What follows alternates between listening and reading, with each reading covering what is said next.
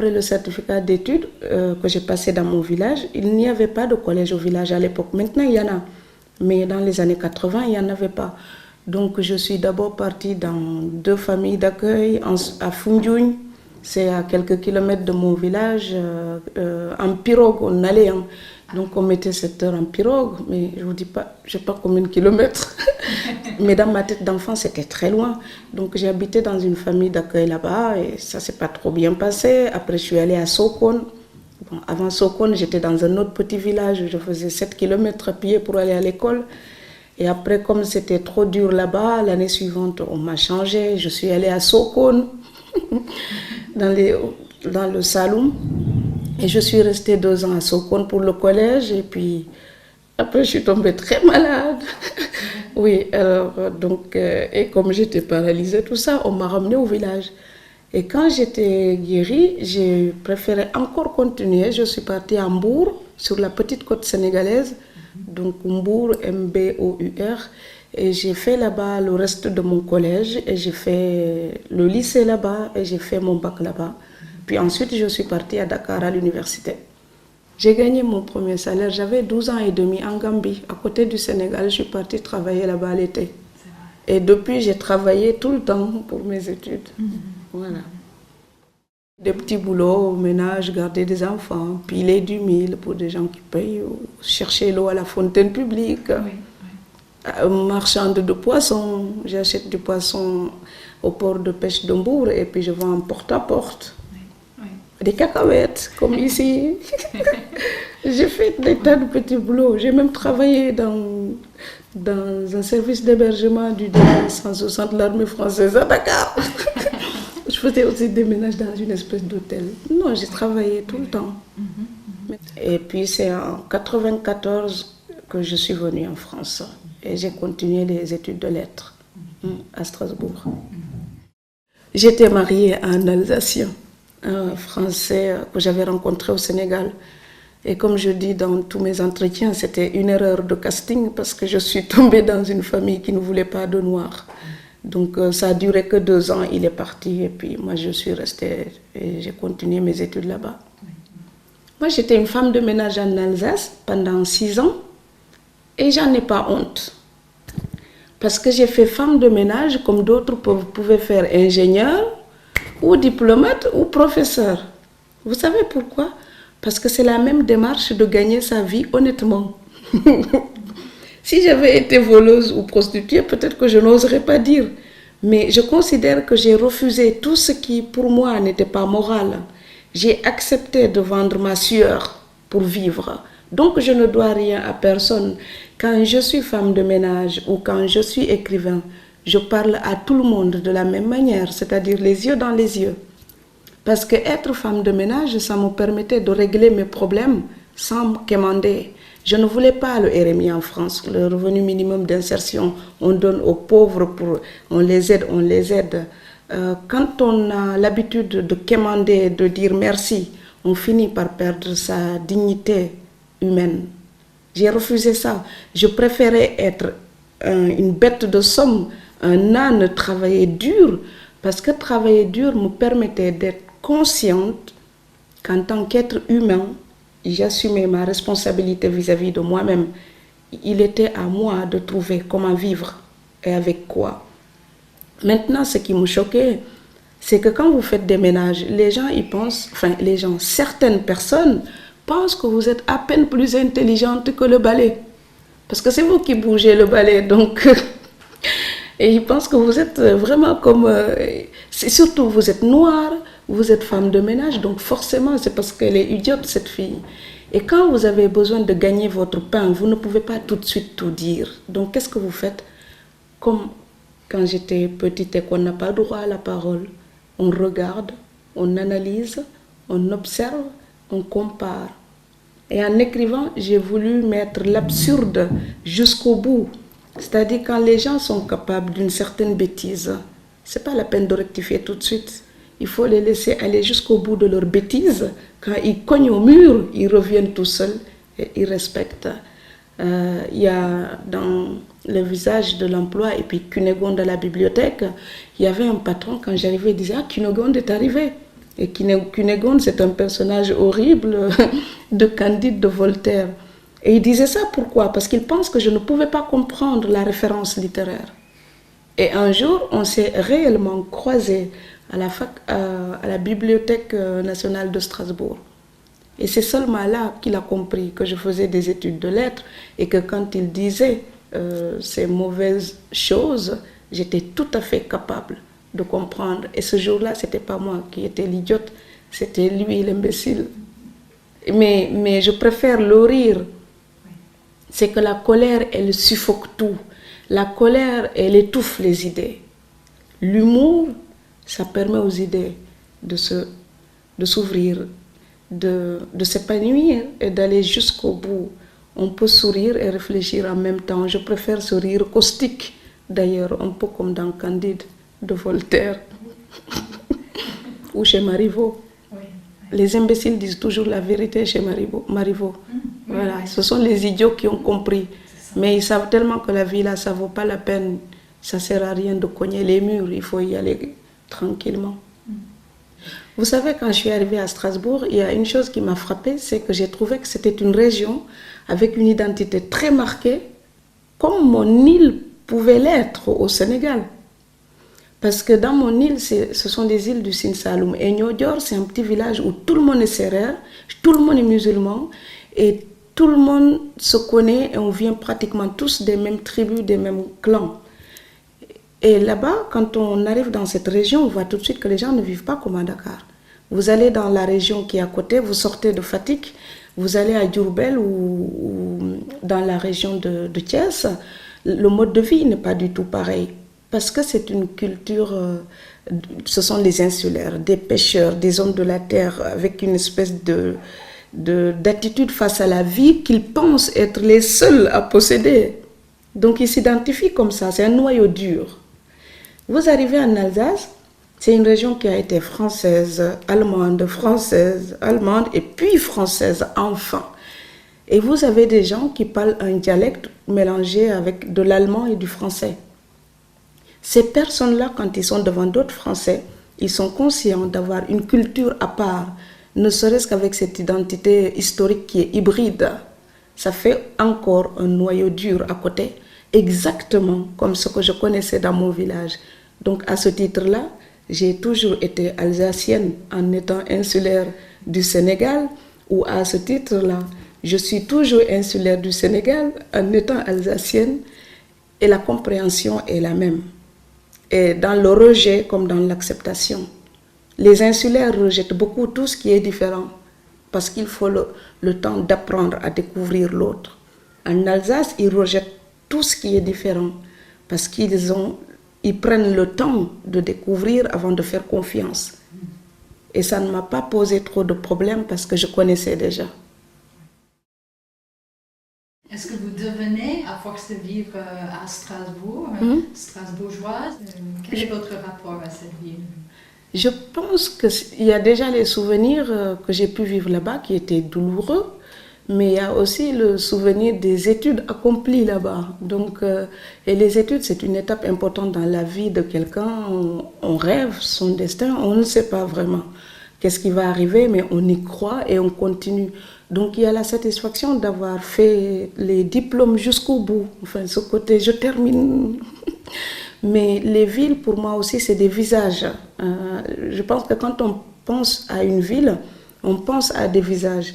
C'est-à-dire les gens que je connais là-bas. Quand je suis au Sénégal, on me dit Strasbourg, je vois une série de visages, mes amis là-bas.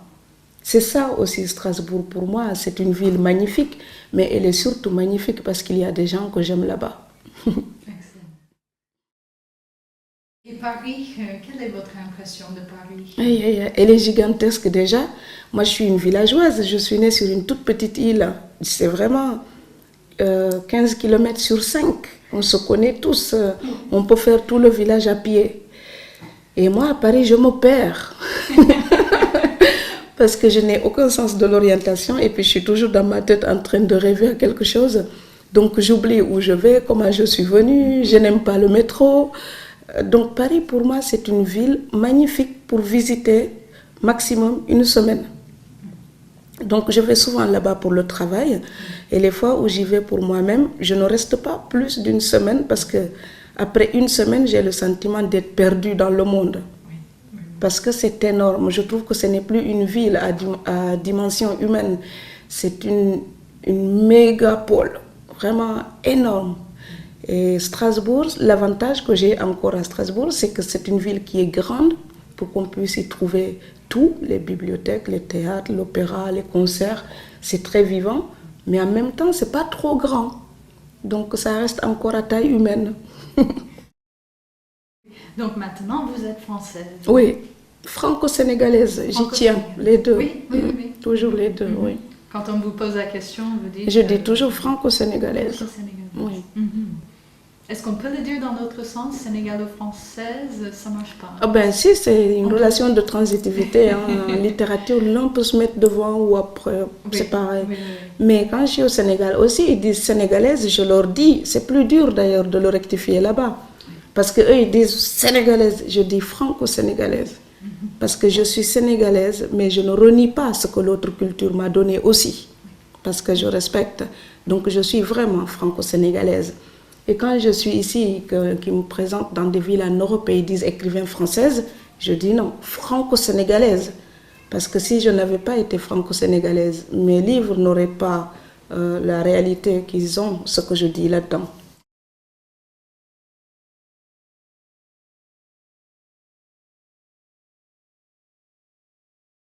Et votre mère donc était près pendant votre enfance, elle n'était pas loin. Elle était au village, dans un autre quartier. Je la voyais, je n'avais pas le droit d'habiter avec elle. C'est ça. Parce que j'aime pas faire la langue de bois, hein. Moi je dis les choses franchement. Oui. Je suis née parce qu'elle a eu une histoire d'amour avec un monsieur, ils étaient tous les deux très jeunes, 18 ans. Et donc dans les familles musulmanes, comme ils n'étaient pas mariés, c'était la guerre entre les deux familles. Donc j'étais la fille du diable, le péché, l'enfer de Mahomet m'attendait. Et donc quand je suis née, on l'a vite mariée à quelqu'un qui voulait d'elle comme deuxième épouse et qui ne voulait pas une bâtarde dans sa maison. Donc quand je pleurais, il me jetait dehors. Et ma grand-mère, on lui a dit ça et elle est partie, elle m'a récupérée, j'avais 5 mois. Et elle m'a gardée comme ça, j'ai grandi avec elle, voilà. Donc ma mère, j'ai appris vers 8 ans, enfin 7 peut-être, je ne sais plus exactement l'âge. J'étais jeune en tout cas, quand j'ai appris que c'était elle ma mère. Donc j'ai trouvé ça un peu dur parce que je la voyais avec d'autres enfants, qu'elle traitait comme les enfants à elle. Mais moi, j'étais... Donc, et puis quand on est petite, on est fâché, on juge, on critique. Mais quand j'ai grandi, que je suis devenue une femme, j'ai compris et j'ai pardonné. Parce que je sais qu'elle, une jeune fille musulmane à 18 ans, qui a un bébé au mariage, c'était un drame pour elle. Et c'est un drame de femme. Et pour moi, ce n'est plus un drame de petite fille ou de mère, ça devient vraiment, pour moi, une situation problématique que rencontrent des femmes africaines. Et que moi, j'ai la chance de pouvoir éviter. Du coup, j'ai compris et respecté cette femme. Mais vers 93, on s'est vraiment rapprochés. C'est-à-dire à partir du moment où moi aussi, j'étais amoureuse, que j'allais me marier, que j'allais au bout du monde. Et ça ne plaisait pas à toute la famille. Et j'ai dit, je le fais. J'étais exactement en train de vivre l'amour interdit, comme ma mère l'avait vécu avec toute la souffrance que c'était. Elle pouvait comprendre. Et comme elle pouvait comprendre, et elle m'a prouvé, j'ai compris ce qu'elle n'avait pas eu le pouvoir de faire et que moi j'avais la chance de pouvoir faire grâce aux études peut-être et à ma révolte. Et là, j'ai commencé plutôt à la protéger. Là, elle est devenue ma chérie. Je veillais sur elle.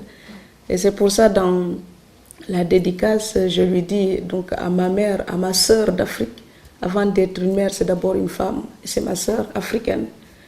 Et donc, je l'imagine cette fois enfin reposée. Parce qu'elle est morte en 2001.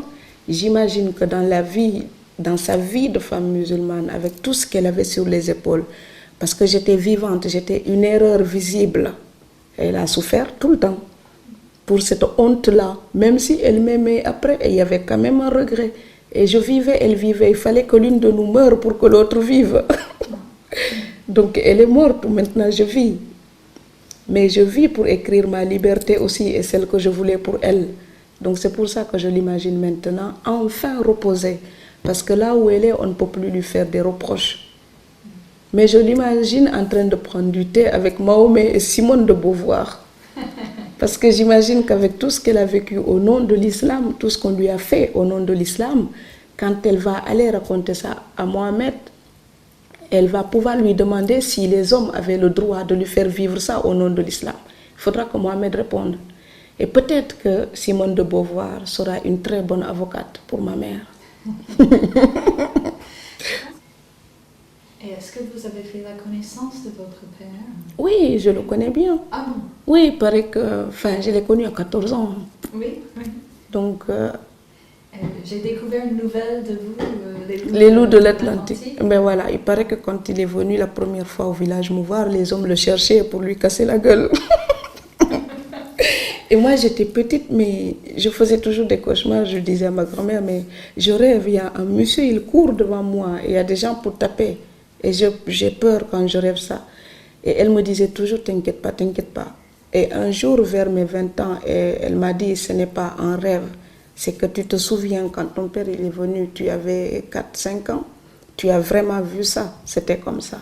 Donc ce n'est pas un rêve, c'est un souvenir qui ne t'a pas quitté. Et comme ça revenait tout le temps, j'ai décidé d'écrire ça pour que ça ne vienne plus. À partir du moment où j'ai écrit ça, c'était terminé. Donc je l'ai vraiment connu, ce monsieur, j'avais 14 ans. C'est un monsieur très gentil, hein, sauf qu'il n'a aucune place dans ma vie. Donc je peux l'aider, je l'aide. Si je n'ai pas envie, je dis niet. Je ne lui dois rien, c'est quelqu'un de la famille. Mais je ne sais pas ce que cela veut dire, un papa. Je ne sais pas. Donc c'est quelqu'un que je respecte. Il est très gentil, mais j'ai essayé d'habiter 1 an chez lui, c'était pas bien. Donc je suis partie louer ma chambre, je me suis débrouillée. Il n'a aucun rôle dans ma vie. Il était irresponsable pour moi. Puis il est polygame et je déteste ça. Donc on n'a pas la même vision du monde. C'est un étranger sympathique pour moi. Juste que je ne peux pas être méchante avec lui. Mais pour moi, c'est quelqu'un qui a sa vie, qui n'a rien à voir avec ma vie. Sauf que je lui dois des gènes. Et pour ces gènes-là, je le respecte. Et il est possible que je l'aide de temps en temps, mais c'est tout. Et donc, vous continuez à voyager entre votre île natale et la France, c'est ça? Oui, plusieurs fois. Il y a des années où j'y vais plusieurs fois. C'est selon le manque de ma grand-mère. Oui. Quand elle me manque trop, je file tout de suite. Hein. Donc je suis tranquille quand je l'ai vue. Donc ça me permet d'avoir la force de rester longtemps en Europe pour mon travail aussi. Mais dès que la nostalgie commence à être pesante, il y a le médicament, c'est le billet d'avion. Est-ce que vous avez pensé à la faire venir? Est-ce qu'elle est déjà venue en France? Non, c'est une de mes frustrations. J'aurais aimé qu'elle vienne parce qu'on en parle, je filme, je lui montre des choses de chez moi à Strasbourg. Elle me dit, ah, j'aimerais bien venir. C'est vrai que si j'avais pu la faire venir, je ne me sentirais plus exilée parce que j'aurais l'impression d'avoir réunifié mes 2 terres, mes 2 pays. Et comme si elle ouvrait une porte pour moi. J'aurais aimé qu'elle pose son pied en France pour voir la terre que j'aime tant aussi, hein, pour voir cette culture que j'admire aussi, pour partager avec elle cette partie-là de moi. Parce que de moi, elle connaît la part africaine. Et il y a une autre part très importante en moi qu'elle ne voit pas. Cette France-là, cette fato européenne-là, cette strasbourgeoise, elle ne la connaît pas. Donc c'est comme si j'étais 2 pour elle. Elle est remarquablement présente justement par son absence. Il n'y a pas de vide, hein. Dans ma tête, elle est là. Elle sait tout ce que je fais. Elle m'équilibre aussi parce que je lui raconte les livres. Elle a toujours su que j'aimais écrire. Mais elle sait aussi que j'aime écrire parce que c'est une condition vitale pour moi. Ce n'est pas une condition de notoriété ou de succès. Quel que soit le succès, je sais que je serai comme je suis là aujourd'hui. Parce qu'en fait, si je n'écris pas, ça ne va pas bien. Et comme je n'ai pas envie d'aller à l'asile des fous et des folles, je vais tout le temps écrire. Ma grand-mère, elle sait cette nécessité-là. Alors, elle me dit, le succès, c'est un accident. Mais, alors, quand elle me dit ça, mais c'est un hasard, elle dit dans notre langue. Moi, je traduis, c'est un accident, mais au sens latin du terme, accedere, ce qui survient. Ça survient, ce n'est pas moi qui le décide. Mais c'est un bénéfice supplémentaire, ce n'est pas l'essentiel. C'est une conséquence. Ce n'est pas le succès qui permet les choses. C'est l'écriture qui existe d'une manière intrinsèque, indépendamment de tout le reste, qui m'est nécessaire. Le reste, ça peut venir ou ne pas venir. Et ma grand-mère le sait. Et en plus, je suis très casanière. Donc ma grand-mère, quand j'ai eu du succès, elle s'est inquiétée parce que je n'ai jamais aimé la foule.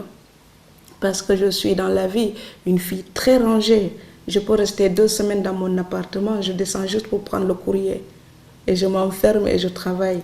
Et toute petite, j'étais comme ça. Donc ma grand-mère, elle m'a dit, quand j'étais vue à la télé, parce qu'à un moment, elle m'entendait à la radio tout le temps, Fatou Diom, et elle a fait téléphoner pour me demander qu'est-ce que j'avais fait encore. Et j'ai dit, je n'ai rien fait de mal. Elle me dit, on parle Fatou Diom, qu'est-ce qui se passe? Et je dis, c'est à cause de mon livre. Et elle m'a dit, n'oublie pas, on ne cherche pas la vie dans les yeux des autres. Donc les autres, ils te regardent parce qu'aujourd'hui, tu es comme un petit bijou qui brille. Ils ont envie d'approcher pour regarder. Mais n'oublie pas que même quand le petit bijou, il ne brille plus, ça reste un bijou.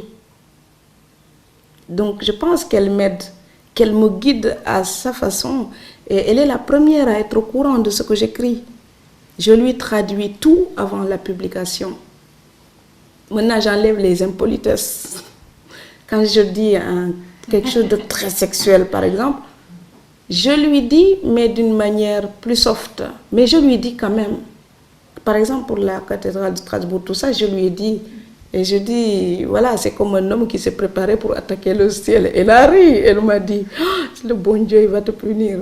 Alors, et on rigole comme ça. Et le vent de l'Atlantique, ça devait sortir en août, le 20 août. Je suis allée au Sénégal, juillet-août. Et en juillet, je lui ai traduit tout le livre pour savoir ce qu'elle pensait. Alors, elle me soutient. Elle me demande où est-ce que j'ai appris à parler comme ça. Je lui dis que c'est elle aussi qui m'a appris à parler comme ça, même si elle ne se rend pas compte. Mais je me sers de la langue de ma grand-mère pour l'ajouter dans la langue française. Et en mélangeant les deux, ça donne ma langue à moi. Comme je disais pour la revue brève, je dis, elle m'a donné les mots pour que j'en fasse ce que je veux. Maintenant, j'ai ces mots et les mots que la France me donne. Et en mélangeant tout ça, ça donne mes mots à moi. Est-ce que vous notez aussi ce qu'elle dit, votre grand-mère? Mais ma grand-mère, on n'a pratiquement pas besoin de noter. Parce qu'elle me dit des choses. Tenez, je lui dois peut-être cette façon de veiller tard la nuit. Quand elle avait des choses importantes à me dire, elle me le disait le soir. J'étais là, couchée à côté d'elle et tout, et puis on discutait. Et elle me disait des choses avec des mots tellement imagés qui s'ancraient tout de suite. On ne peut pas oublier quand on parle avec des images très très concrètes. Et elle me parle comme ça, elle me parlait comme ça quand j'étais petite, elle me parle encore comme ça. Et donc je ne note pas. Par contre, ce que je fais maintenant quand je vais en Afrique, je lui donne parfois un dictaphone. Et quand elle va se coucher, je mets la cassette et je lui donne. Et elle va dans son lit et puis elle me dit parfois des choses qu'elle ne pourrait même pas me dire comme ça en face. Et je garde ça. Sans doute une conscience du temps qui passe.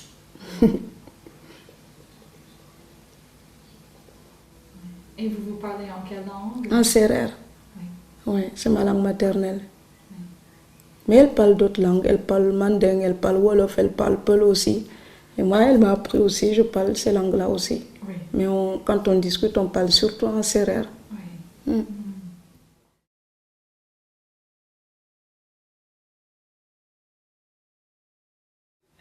Quand vous avez commencé à publier, donc, est-ce que vous avez pensé à prendre un pseudonyme? Non, Non.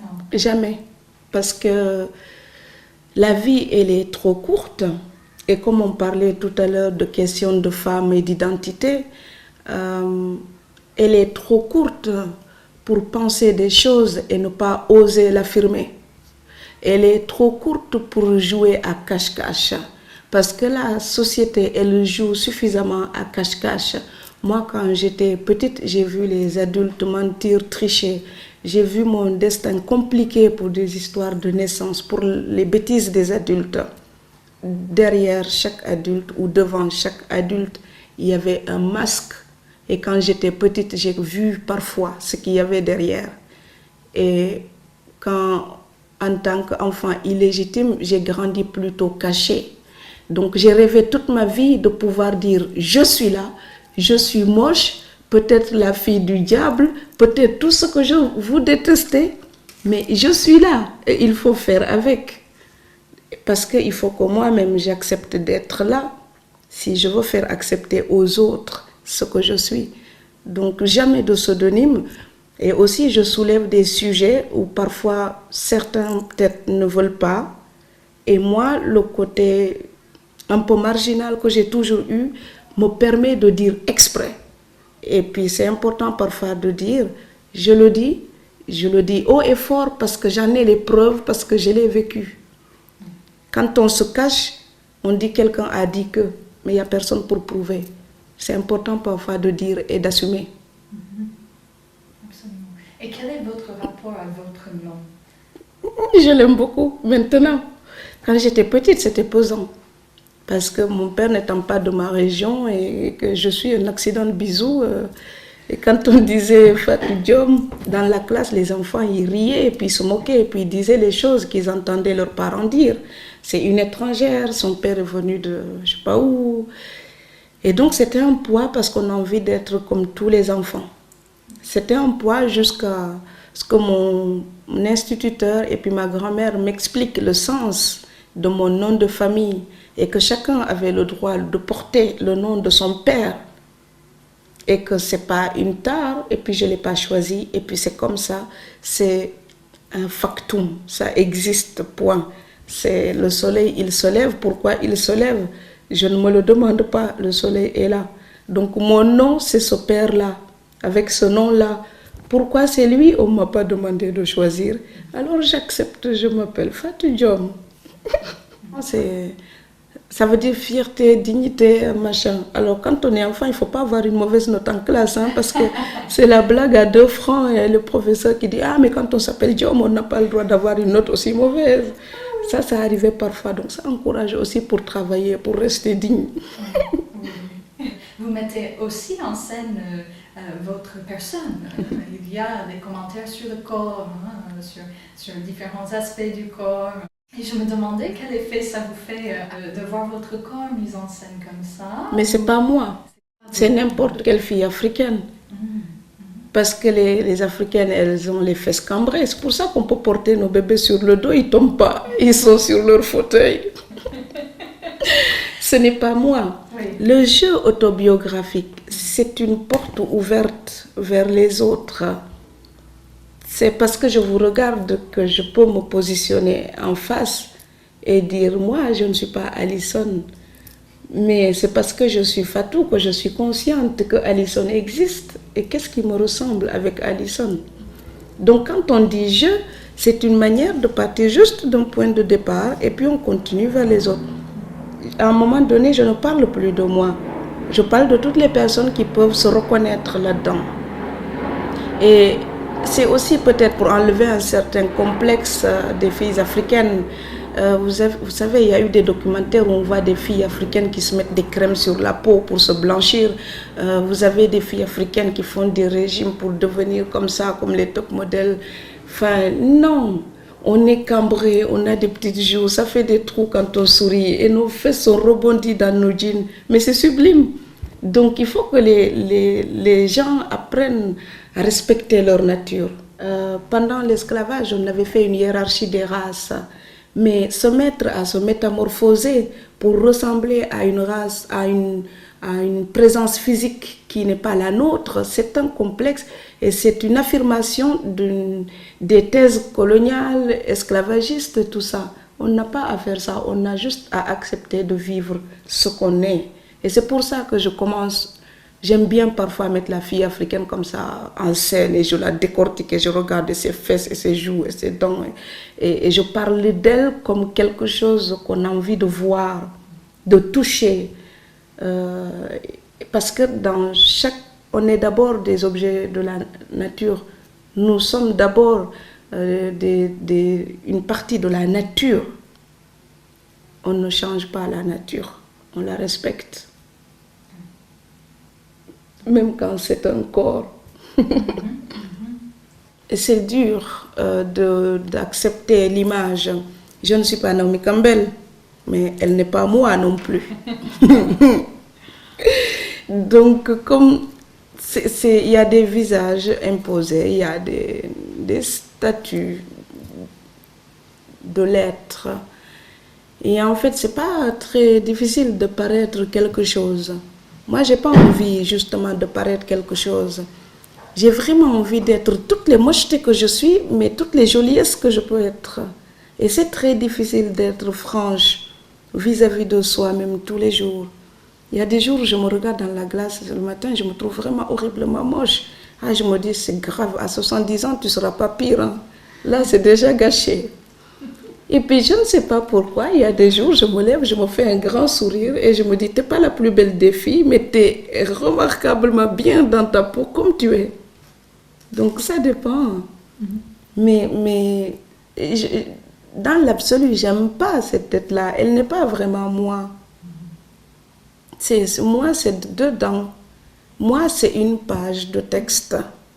C'est plus complet que ce que le visage peut donner. On n'est pas le visage là sur l'écran ou sur la photo du livre. On est une fille qui marche avec un port de tête, avec une manière de porter ses bras, avec une manière de se dandiner ou de tourner la tête, avec une manière de sourire, ou pourquoi pas de tirer la langue. C'est tout ça qui fait une image complète de quelqu'un, plus tout ce qui est caché dans la tête. Insaisissable, l'image d'un être humain. Et donc, on est toujours forcément complexé par ce qu'on projette. Les photos, elles sont tantôt tristes, tantôt joyeuses. Je ne suis pas cette fille-là, très, très sérieuse sur la photo. Je suis plus joueuse que ça. Mais en même temps, je ne suis pas seulement cette fille avec un regard banania. Je suis plus mélancolique que ça. Donc, la vraie Fatou est entre les deux. Et c'est très difficile à capter. Donc, j'essaie d'assumer celle que les caméras font de moi. J'essaie de lui dire, approche-toi un peu de ce que je suis vraiment. Peut-être qu'on y arrivera. Parce que sinon, il y a des fois, j'ai envie de lui casser la gueule à Fatou. Mais justement pour son impuissance. Parce que tout ce que je peux dire, j'ai le sentiment de ne pas arriver à mettre le doigt vraiment sur la psyché. Voilà. Et l'écriture, c'est cette quête de la psyché. Tout le temps, tout le temps, tout le temps. Donc l'image, c'est un instant de cette psyché-là. Mais ça ne change strictement à rien. Parce que mes angoisses, je suis toujours seule avec. Et ça, ce n'est pas la télé qui va changer ça. Ce n'est pas la radio qui va changer ça. Les 200 000 lecteurs que j'ai eus en France, ils ne sont pas là le jeudi soir si je n'ai pas envie de manger parce que je suis triste. Ils ne vont pas m'applaudir parce que je me réveille et que j'ai le blues. Ils ne vont pas pleurer parce que je pleure.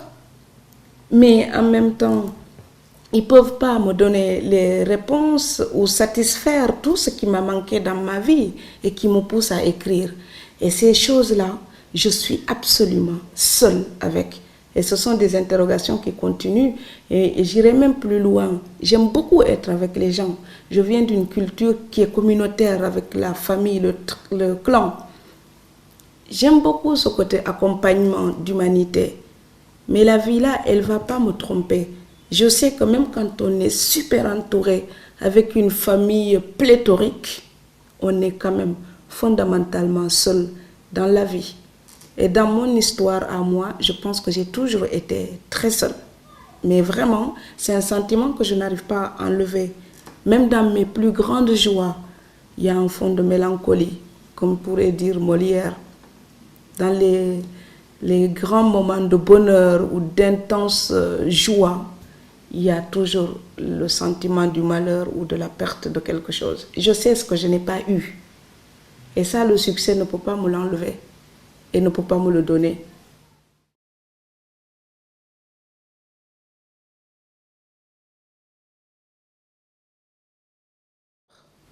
Je pense qu'on ne comprend pas tout en restant simplement sur son lieu de naissance. Je pense qu'on a besoin de partir pour pouvoir remettre en cause tout ce qui nous était familier. En découvrant autre chose, cette mise en cause est possible. C'est pour ça que je dis qu'on ne peut pas seulement critiquer l'Occident sans appliquer cette critique à nous-mêmes, à notre propre culture. Il n'y a que le voyage qui permet ça. Et il se trouve que moi, je partais souvent quand j'étais adolescente. J'ai fait le Mali, la Guinée, la Mauritanie, toute seule avec un sac à dos. J'avais 15 ans, je dormais dans les missions catholiques ou dans la rue. Et j'apprenais à chaque fois, parce que chaque fois que je rentrais, je remettais en cause quelque chose. Chaque fois que je revenais, ma liberté voulait dire autre chose de plus. Et donc, c'est une éducation aussi, quand on n'a pas eu la chance d'avoir la famille pour vous tenir la main, vous instruire, vous amener sur les chemins de la vie. Vous n'avez que les découvertes de vos propres yeux pour vous éduquer. Donc c'est le chemin qui vous éduque. Ce n'est plus la structure familiale. C'est votre itinéraire qui va vous fabriquer une personnalité et les rencontres, donc les échanges. Et c'est pour ça le sujet pour ma thèse, je l'ai fabriqué moi-même. Donc voyage, je m'ouvre, échange, je partage, donc formation au sens initiatique traditionnel.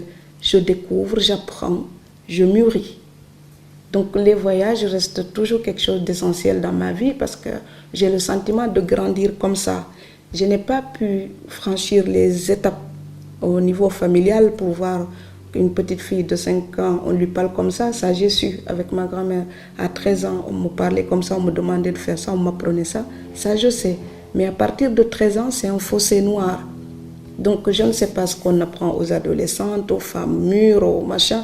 J'ai dû découvrir ça par les voyages, au hasard, et aussi par les lectures. Parce que ça, c'est une vraie éducation.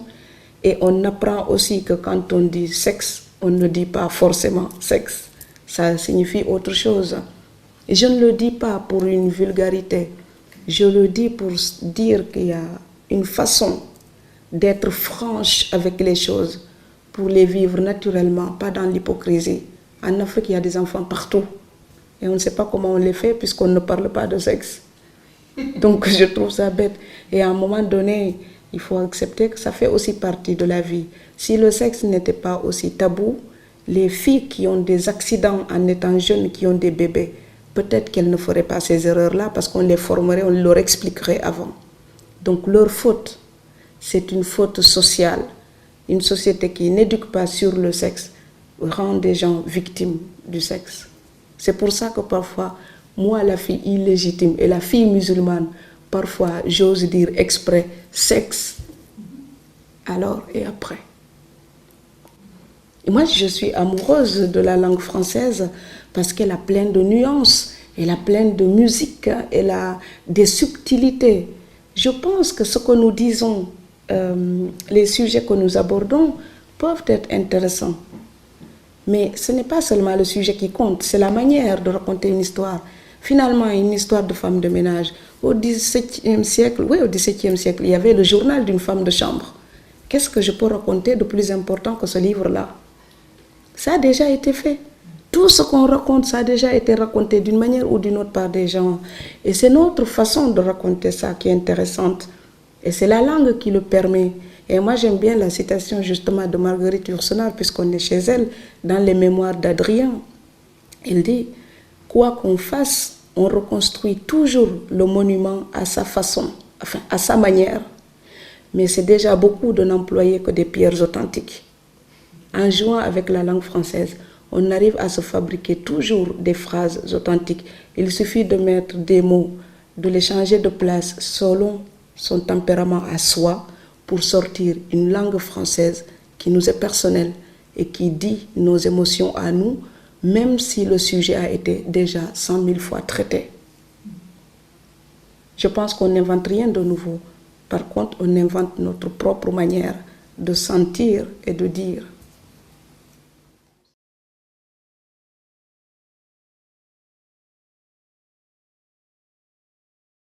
Moi, je n'avais pas le rêve d'immigrer. Quand j'étais au Sénégal, je préparais l'école normale supérieure. Donc, pour une petite fille de la campagne qui arrive à être professeure de français en Afrique, c'est quand même génial. Donc, j'étais sûre pour mon avenir en Afrique, je n'avais plus peur. Mais quand je suis tombée amoureuse de ce monsieur, que j'ai accepté de l'épouser, il aurait pu aller en Amérique, en Angleterre ou à Strasbourg, c'était la même chose. Je savais que j'épousais quelqu'un, je partais. Quand on se marie et on s'en va, on ne s'en va pas pour faire fortune et revenir comme un immigré. On ne s'en va pas pour la richesse, on s'en va faire une vie. Elle peut être bonne ou mauvaise. Donc, mais moi, j'étais prête à prendre le risque.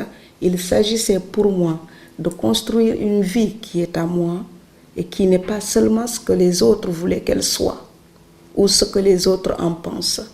Donc, c'était ça. Et c'est pour ça que j'ai accepté de venir et je pense que je ne suis pas une immigrée.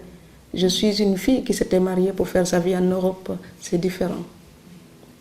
Quand vous êtes arrivée en France, c'était en 94. Et justement, c'était l'année précédente que Pasqua, avec les lois... 3 jours avant mon mariage, pour les papiers. Voilà. Oui. Ça a changé le 28 décembre 93. Ouais. Oui. Et moi, en janvier, je me mariais, donc c'est bien malin. Hein? Oui. Donc avant, on se mariait, au bout de 6 mois, on avait la nationalité. Après les lois Pasqua, on se mariait, on avait une carte de séjour pendant 1 an. Et après, on pouvait demander une carte de résidence qui durait 10 ans. Et c'est au bout de 2 ans seulement qu'on avait la possibilité de demander la nationalité. Et ce n'est plus un droit. Donc moi, on me l'a refusé 6 fois. Hein. Voilà, donc chaque fois j'ai préparé le CAPES pour faire professeur de français. Au moment du concours, tu n'as pas la nationalité, tu ne peux pas passer le concours. Donc du coup je fais la maîtrise, après je demande encore, on me refuse. Je fais le DOA, je demande encore, on me refuse, je continue un doctorat. Et après quand le vent de l'Atlantique est sorti, tiens. Ça coïncidait avec la publication. Donc on est en doctorat, moi j'avais déjà enseigné 2 ans à l'université à Strasbourg et en Allemagne.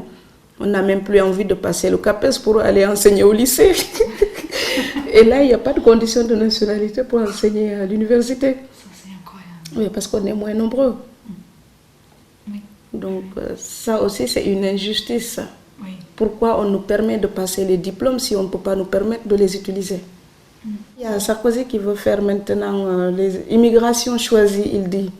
Donc s'ils ont besoin des Africains, des pauvres, ils vont choisir comme des instruments de travail, comme des bêtes. Enfin, je dirais même comme on choisit des gens qu'on va utiliser. Mais nous, si on a besoin d'eux, qu'est-ce qu'ils font? Ils ne nous choisissent pas parce que nous, on a besoin d'eux.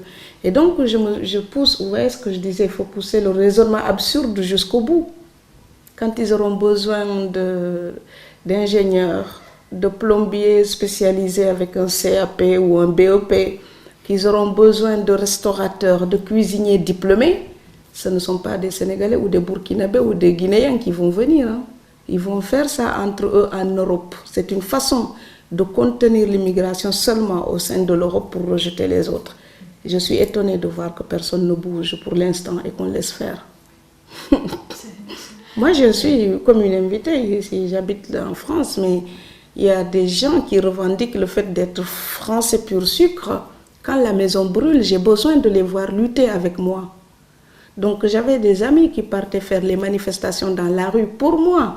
Ils étaient nombreux, ils disaient on va marcher pour Nafatou, nous on va marcher pour toi. Je dis non, vous ne marchez pas pour moi. Parce que si Le Pen un jour il est élu, quand il aura fini de foutre les noirs dehors, il va regarder chez les blancs ce qui ne va pas et il va leur régler leur compte. Et c'est comme un petit peu Matin Brun, vous voyez ce livre-là.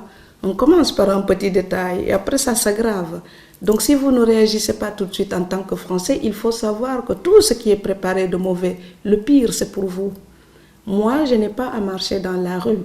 Le simple fait que je sois là, c'est un acte qui parle, ça veut dire déjà que je vous aime. Donc c'est à vous de me prouver que vous avez envie de me garder. Les gens n'ont pas envie d'immigrer.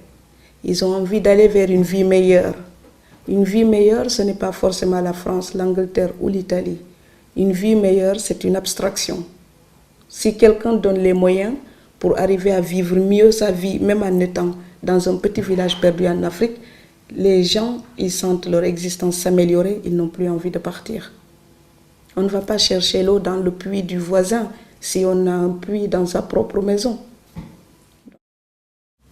Et c'est ce que vous avez fait un petit peu en venant en France, c'est de prendre la liberté, votre liberté un peu. La liberté de me casser la gueule pour voir ce que c'est et pouvoir me demander est-ce que je peux assumer tout seul quand il n'y a pas les autres derrière. C'est une expérience à vivre. Oui. Et aussi la liberté peut-être de pouvoir m'en sortir et comprendre qu'on n'est pas obligé de compter toujours sur les gens. Donc, une naissance par soi-même. C'est-à-dire, pour moi, naître, c'est devenir autre chose que l'héritage atavique. Voilà. Pour moi, naître, c'est devenir le résultat de quelque chose, d'un effort, d'un chemin, d'une démarche. Et ça, on le devient par la force de son bras. Mais c'est une découverte de soi. Parce qu'en fait, quand on n'est pas confronté à des difficultés, il y a plein de choses qui sont en nous qu'on n'a même pas l'occasion d'expérimenter. Je pense que les gens qui ont toujours vécu très très très bien, quand ils meurent, il y a une partie d'eux-mêmes qu'ils ne connaissent jamais ou qu'ils ne connaîtront jamais. Parce qu'il faut être poussé parfois jusqu'au bout pour voir qu'il y avait en nous cette possibilité-là ou cette force-là. Je ne souhaite à personne des difficultés. Je sais simplement que c'est une occasion de découvrir une autre personne que nous avons en nous et qui n'a pas l'occasion de s'exprimer quand tout va bien. Est-ce que vous êtes devenu individualiste? Il y a cette accusation dans le livre. Dans le livre? Non, je ne pense pas. Je pense que je suis toujours dans ce rapport social avec chez moi où je veux aider beaucoup de gens. Maintenant, il ne faut pas me prendre pour Mère Teresa parce que j'ai une association, j'essaie de faire plein de choses dans mon village. Oui. Mais la devise de mon association, c'est aidons-les à ne plus avoir besoin de nous. Je n'ai pas envie d'aider quelqu'un toute sa vie. J'ai envie d'aider quelqu'un à prendre son envol, à être libre et digne en comptant après sur lui-même. Même pour mes frères et sœurs, c'est ça. Je mets un projet, tu t'occupes de ton projet, tu réussis pas, c'est ton problème. Je t'ai donné l'occasion. Donc moi, ça c'est mon job pour eux. Et pour la communauté du Sénégal ou des gens que je peux aider, c'est ma démarche. Si quelqu'un compte sur moi pour vivre 30 ans, il va finir par manger des pierres. Parce que je ne comprendrai pas qu'il compte seulement sur mon effort pour assumer son existence. Parce que moi, je n'ai pas eu sur qui compter pour assumer. Donc, je pense que la façon de respecter quelqu'un, ce n'est pas toujours l'assistance. C'est l'aider à pouvoir être autonome, totalement libre. Je ne veux pas quelqu'un qui va passer sa vie à me dire merci. Je veux quelqu'un qui puisse me dire peut-être merci une fois parce que j'ai bien aidé et la personne est totalement libre après pour voir le résultat de ses efforts et dignement. Vous savez, si vous donnez à quelqu'un 1 kilo de riz tous les jours, vous ne réglez pas ses problèmes. C'est 1 kilo de riz tous les jours, il mange tous les jours et demain il a le même problème. Donc, moi j'étais au collège et sa maison c'était à côté du collège. J'ai une histoire vraie, la mognante de l'écolière. Et je suis allée encore, je l'ai vue en 95. Elle était encore vendeuse de cacahuètes. Mais maintenant, je n'ai pas osé retourner parce qu'elle était très très vieille à l'époque et malade. Je pense qu'elle n'est peut-être plus de ce monde, mais je n'ai pas envie de le savoir. Je ne veux pas qu'on me le confirme. C'est-à-dire dans ma tête, elle est là. Et cette femme, elle mendiait, elle était lépreuse, elle avait l'autre main comme ça, puis elle était là avec une main et on lui donnait des choses ridicules. Les gens, ils vont donner ça de riz ou de mille ou un petit bout de poisson séché. Ça sauve qui ça? Mais il vaut mieux ne pas le prendre et mourir aujourd'hui. Parce que quand on le prend, demain on sera encore obligé de le demander. Si je sais que je n'aurai pas de quoi manger d'ici 1 an et qu'il faudra toujours que je demande, je préfère mourir de faim cette semaine. Comme ça, je n'aurai pas à demander pendant 1 an. C'est une douleur à moi. Et donc, comme j'avais mon argent de poche de collégienne et que j'avais travaillé, je lui ai donné cet argent. Elle a acheté simplement un sac d'arachide. C'est tout. Il y a le bois est là, le sel est là, l'eau est là. Donc, elle faisait les cacahuètes, elle vendait devant l'école. Et à partir de ce moment-là, elle ne mangeait plus du tout. C'est vraiment juste le capital pour acheter un sac d'arachide. C'est tellement, quand on y pense, il faut tellement 3 fois rien pour changer la vie de quelqu'un. Donc, je ne peux pas devenir individualiste. Je ne peux pas devenir individualiste, c'est-à-dire je pense à une façon d'être solidaire, mais responsable. Il y a la solidarité traditionnelle africaine qui était là pour aider les plus démunis entre nous. Maintenant, il faut oser dire qu'elle est devenue aussi trafiquée, elle est tronquée, elle est hypocrite. Vous avez des tas de feignants qui sont là, qui vivent sur le dos des autres comme des saprofites. Donc, si je ne travaille pas, mon cousin, ma cousine ou ma soeur ou mon frère va me donner à manger. Ce n'est pas une vie. À un moment donné, il faut se dire, tout le monde a la responsabilité d'assumer son existence. Et on n'a pas les mêmes chances. Et ceux qui ont un peu plus de chance, ils doivent aider les autres à pouvoir avancer. Mais les autres, ils ne doivent pas croiser les bras et dire, quelqu'un d'autre va me nourrir tout le temps. Il faut que l'Afrique perde aussi ça. Autant l'Occident est trop égoïste, autant l'Afrique est tellement partageuse qu'elle rend les gens irresponsables. Je pense encore une fois que la solution est dans le mélange des deux, pour une moyenne. Voilà. Parce que quand ça devient une obligation, ce n'est plus un partage, c'est de l'esclavage. Il y a beaucoup d'immigrés qui sont là, qui n'osent même pas aller en vacances parce qu'il faut économiser pour le billet, économiser pour les cadeaux, pour tout le clan. Ces gens-là, quand ils n'osent plus partir en vacances, ils ne sont plus en liberté. Ils sont pris en otage par un système traditionnel qui fait d'eux des esclaves, qui produisent pour entretenir des gens qui vivent psychologiquement mieux qu'eux. Donc, à un moment donné, il faut aussi que l'immigré soit conscient qu'il est devenu un instrument d'une tradition qui est falsifiée, qui est modernisée pour devenir profiteuse et capitaliste. Cette tradition qui était sociale et humaine, elle se tourne vers le capitalisme. Donc on profite de l'autre pour mieux garder le peu de choses qu'on a. L'immigré ne doit pas accepter ça. Il ne faut pas mentir aux nôtres. C'est à nous les immigrés d'enlever le mensonge des immigrés pour l'apparence. C'est confortable d'arriver au pays, de faire comme si on roulait en Jaguar en Europe et avec un jet privé, alors qu'on était simplement boy ou femme de ménage ou quelqu'un qui souffre dans un travail très très dur et mal payé. À un moment donné, il faut oser dire au pays, chacun lutte sous tous les cieux. C'est pareil. C'est pas parce qu'on est en Europe qu'on a tout à distribuer comme ça. Bon, moi je veux aider les gens, je suis consciente du manque. Mais il faut qu'ils soient aussi conscients de mes peines en tant qu'exilés. Or, nous, on oublie parfois de nous demander si on va bien. Et on nous appelle, il faut envoyer ça, ça, ça et ça. Je dis, attends, dis-moi d'abord, est-ce que tu vas bien? Puisque tu ne peux rien me donner, donne-moi un peu d'amour. Après, tu pourras demander matériellement. Mais nous, si on n'a pas besoin de leur aide matérielle pour vivre, on a besoin de leur soutien psychologique. On a besoin de leur amour pour pouvoir trouver la force d'aller gagner ce qui nous permet de les aider matériellement. Et ça, parfois, ils l'oublient. Donc, ils n'oublient pas nos devoirs vis-à-vis d'eux, mais ils oublient que nous aussi, on pourrait attendre quelque chose d'eux. Il y a l'égoïsme du pauvre. On a tendance à l'excuser tout le temps. Mais le pauvre, il pense toujours qu'il n'y a que lui qui est malheureux sur terre. C'est terrifiant. C'est pour ça que je dis, le tiers-monde ne peut voir les plaies de l'Occident. Les siennes l'aveuglent. C'est que comme on manque de beaucoup de choses là-bas, parfois ils pensent qu'ils sont les seuls à connaître des problèmes à résoudre, à souffrir de quelque chose. Non, les gens peuvent être très riches et très malheureux, et l'Occident est très riche et parfois très malheureuse. Très malheureux, l'Europe, j'ai pensé. Et donc, ce décalage entre l'immigré et la famille se joue là. C'est qu'ils pensent comme l'immigré est censé vivre mieux, il est forcément bien dans sa peau. Eh bien, il y a une autre tragédie qui est épargnée aux pauvres. C'est le jour où on a gagné tout l'argent nécessaire pour mener la belle vie. Mais il vous manque tellement d'amour ou tellement de famille pour être bien dans votre peau et jouir de votre bonheur. Et ça, les pauvres, ils ne pensent pas ça. Ils pensent juste à ce qui leur manque.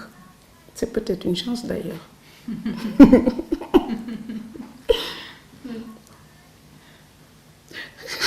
C'est bien de pleurer en sachant, je pleure parce que je n'ai pas de quoi payer mon loyer. Oui. C'est une crise beaucoup plus facile à résoudre. Oui, c'est ça. Voilà. Mais quand on pleure parce que le monde va mal, quand on pleure parce que d'une manière complètement philosophique, c'est difficile de vivre. Quand on pleure parce que le compte bancaire, il ne suffit pas pour sucrer une vie, là, on se rend compte que le véritable problème de l'être humain, il y a le matériel certainement, mais le plus grave, ce n'est pas ça.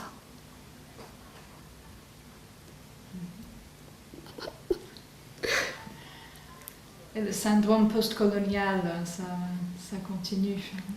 Oui, après la colonisation politique, il y a la colonisation mentale. Vous savez, à Dakar, ils regardent Star Academy et le Loft et Big Brother. Donc, si on pouvait amener la culture et la littérature et les bons hôpitaux en Afrique avec la même facilité qu'on a de leur déverser Star Academy et Big Brother, ce serait très bien pour l'Afrique. Et nos chaînes de télévision sont assez idiotes pour acheter ça, quand ils pourraient acheter quelques lits d'hôpitaux et des livres pour des bibliothèques. Ils vont préférer aller acheter Big Brother et Star Academy et puis les séries brésiliennes. Ah bon? Donc c'est révoltant, c'est la poubelle culturelle aussi. On amène les voitures pourries, on les vend en Afrique. Quand il y avait les aliments contaminés pour le bétail, on n'ose plus vendre ça en Europe, on amène ça en Afrique. Donc maintenant, tout ce que la culture occidentale vomit, on amène ça aussi en Afrique. Ça aussi, c'est le sous-développement mental. Et ça, c'est le plus grave. Donc c'est aussi aux Occidentaux, à un moment donné, d'une manière éthique, de repenser leur rapport à l'Afrique. Et on se pose la question pourquoi la plupart rêvent d'être footballeurs ou peut-être acteurs de séries, au lieu de rêver de devenir... ingénieur, philosophe. Oui. Parce que c'est les millions seulement. Zidane, il a des millions, donc il m'intéresse. Maldini, vous savez, il y a une incohérence dans le livre, très peu de journalistes l'ont souligné. Oui. C'est que le jeune Madické, il est fan de Maldini, qui est italien, et il rêve de venir en France. C'est quand même une contradiction. Il ne demande pas pour aller en Italie, là où il y a Maldini. Il rêve de Maldini, il va arriver en France. Pour moi, ça voulait dire que dans sa tête, à ce jeune Sénégalais, l'Italie ou la France, c'était la même chose. L'Italie ou l'Allemagne, c'est la même chose. Les États-Unis ou l'Angleterre, c'était la même chose. Pourquoi? Parce qu'il ne va pas vers un pays avec une culture.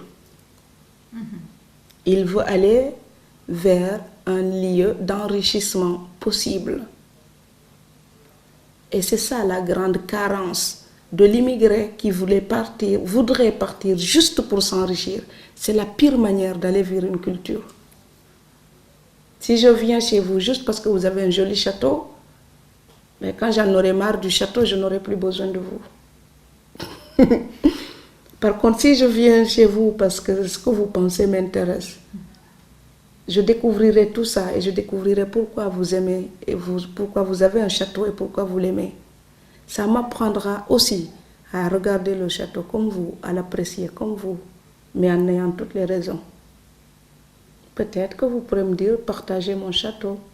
Donc je m'enrichirai d'une moitié de château et d'une part de culture. C'est ça l'immigré qui va vers une culture pour autre chose que de l'argent. Et je critique cette immigration-là chez les Africains. Je comprends très bien, quand on est pauvre, on cherche à s'enrichir. Mais la meilleure manière de s'enrichir au contact d'un pays, c'est d'accepter que l'argent, c'est juste un tout petit élément dans l'affaire. Parce que si on vient vers les Français juste pour travailler dans leurs usines et qu'on s'en fiche de leur manière de vivre, on va passer à côté. Ils n'auront pas envie de vous dans leur usine. Vos lecteurs, est-ce qu'il y a des gens qui sont retournés au Sénégal, ou semblables à certains personnages? Oui, je pense que j'étais beaucoup plus lue d'ailleurs par des Européens, vous savez. Je suis très lue en Afrique, j'y vais souvent dans Djibouti, au Mali, dans plein de pays francophones. Ils me lisent aussi. Mais en France, quand ça venait de sortir, j'ai surtout reçu des lettres d'Européens. Et peut-être parce qu'ils découvraient une autre façon de regarder les immigrés. Parce qu'on les voyait juste là. On ne savait pas ce qu'ils ont laissé derrière eux. Le rapport avec la famille restait au pays. Qu'est-ce qu'ils portaient en eux? Ils voyaient juste un noir qui passe. Mais c'est qui ce noir? Pourquoi il est là? Qu'est-ce qu'il a laissé derrière lui? Qu'est-ce qu'il cherche? C'est quoi sa mélancolie, sa joie? Donc ils ont peut-être essayé de regarder autrement. J'ai aussi reçu des lettres d'Africains et beaucoup d'Africaines. Et je dis toujours que les auteurs sont un petit peu des usurpateurs. C'est qu'on a volé un petit peu la vie de tout le monde en parlant. La femme de ménage Fatou Diom, elle n'existe pas. C'est la femme de ménage. Mais moi, j'ai fait ça. Mais je sais que beaucoup d'Africaines sont passées par là. Donc, en racontant cette histoire, je sais que beaucoup d'autres filles africaines qui ont vécu ça peuvent venir confirmer. Et les lettres que j'avais, c'était souvent ça. Des filles qui m'avaient dit, moi aussi, j'ai tant de diplômes, je n'ai pas pu trouver un vrai travail. Je fais les ménages, je fais du babysitting parce que je ne trouve pas autre chose. C'était un cri commun de révolte. Et pour ça, peut-être, on peut être content d'avoir écrit ça. Et moi, je dis, j'écris des choses que j'aurais aimé n'avoir jamais vécues. Mais si ça permet à d'autres de dire leur révolte, c'est ça peut-être le bénéfice. Vous avez mis la colère dans l'écriture, même lors de votre arrivée en France? Dans l'ironie caustique. Mais vous savez, moi, je suis zen. Hein? Je sais pas. Depuis toute petite, j'ai vu des situations que je trouvais injustes. Moi, je n'ai pas grandi avec mes parents. Ils étaient là. Je n'avais pas le droit d'être avec eux. Je ne connais rien de plus injuste au monde. Pour moi, c'est ma grande injustice qui traversera toute ma vie. À côté de cette injustice-là, toutes les autres, je suis capable de les regarder comme ça. C'est quoi ça? J'ai déjà pire que ça dans moi comme histoire. Et toi, tu me refuses un boulot. C'est parce que j'ai survécu jusque-là, d'ailleurs, que tu as la chance de me refuser un travail. C'était plus important de survivre. Donc, quand on est face à certaines injustices, au lieu de se fâcher, d'avoir la colère noire, j'ai plutôt la critique de l'absurdité. J'aime bien l'ironie caustique. C'est que je regarde la personne, dans l'ironie caustique, il y a quelque chose de l'empathie forcément. Parce qu'on s'identifie à la personne, c'est parce qu'elle est juste une personne, juste un être humain, qu'elle peut réagir comme ça à cette personne-là. C'est peut-être parce qu'elle ne se rend même pas compte d'une certaine forme de bêtise qu'elle incarne. Et donc, c'est jouissif, ça permet de rire avec ce qui devrait être tragique, ça permet de vivre. Et c'est le sourire. Dans un poème, je dis le sourire, c'est du faux cristal sur du fer oxydé. Le fer oxydé, il est tout noir et moche. Si vous posez le sourire dessus, ça fait des perles blanches pour cacher la rouille. Et l'ironie dans l'écriture, pour moi, c'est ça. C'est que le monde est tragique. Mais je sais qu'il finira un jour par me manger. Et bien, en attendant, j'essaie d'être détendue et d'apprécier la vie. Donc, je rigole. Ça n'empêche pas la révolte. Oui.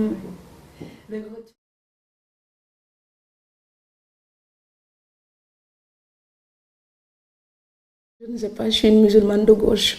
Je suis une musulmane qui se promène en mini-jupe et talons aiguilles et puis j'aime bien être en bikini à la plage. Ça ne doit pas déplaire à celui qui m'a créée comme ça. Donc, je suis une musulmane, certainement par culture, par respect pour mon histoire. C'est un lien avec ma grand-mère, mon grand-père, la tradition. C'est le ramadan, j'ai fait 20 jours. Les 10 autres jours, j'avais envie de manger, j'ai mangé. Je trouve que j'ai eu faim dans ma vie pendant très très longtemps et que ça fait beaucoup de dizaines de ramadans. Et que Mohamed, il peut pardonner ça. Donc, je crois à quelque chose de supérieur, une autre puissance, parce que je crois que l'être humain, c'est un résultat de quelque chose et qu'on n'est pas à la base de tout. Mais le Dieu auquel je crois, c'est le même pour tout le monde. C'est quelque chose dans le cœur de bon, une philosophie de la vie, une culture Je cultive plutôt ma relation avec les hommes Ce que Dieu pense de moi, c'est son affaire.